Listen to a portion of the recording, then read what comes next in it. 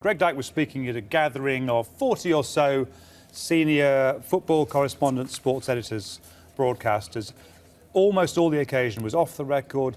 This bit, 3 minutes or so, before we sat down for lunch, was on the record, so it made quite clear there's something to report. He referred occasionally to notes, but essentially he was speaking off the cuff. He knew we would report this. We were encouraged to report it.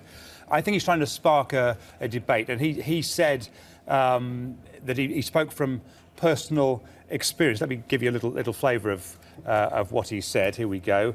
I don't know how many people here have ever been to Qatar in June. I have, and the one thing I can tell you is you couldn't play a football tournament in Qatar in June. We had a bit of an intake of breath there, as we realised how strong he was going to be. I think my position, and I suspect the FA's position, will be you can't play it in the summer in Qatar. FIFA therefore has got two choices. You either move it time-wise or you move it to another location.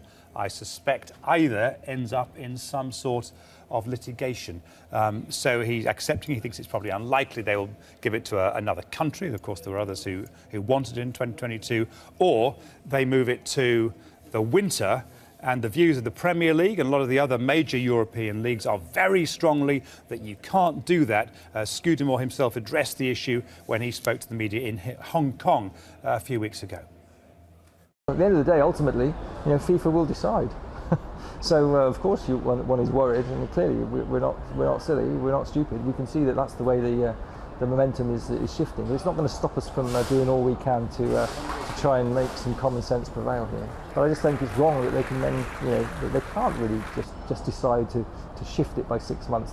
It's not just the English football calendar, the European calendar, the world football calendar is organised and it's squeezed and everybody's running a tight calendar. To suddenly, change it all around is very impractical and in my view won't work, and it shouldn't be allowed to work. The FA appointed Greg Dyke, knowing they're getting a very different person from David Bernstein. He was at pains to say that he understood, sympathised with the view of the Premier Leagues. He just thinks it is not possible, physically possible, or sensible, or safe to have the World Cup. Let's forget it's 2022. It's a long way away yet. We've got time to sort it. Can't do it in June.